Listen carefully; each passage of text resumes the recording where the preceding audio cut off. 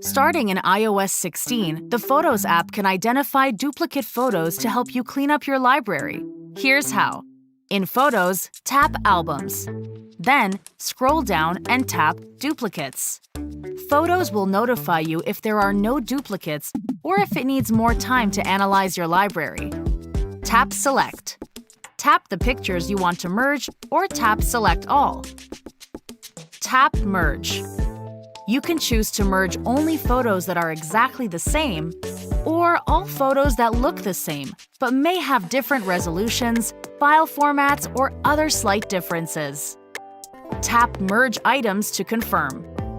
Photos will merge duplicates into one photo with the highest quality while combining relevant data like captions, keywords, and favorites. Duplicates that are removed go to the Recently Deleted folder. And that's how you can remove duplicates from photos.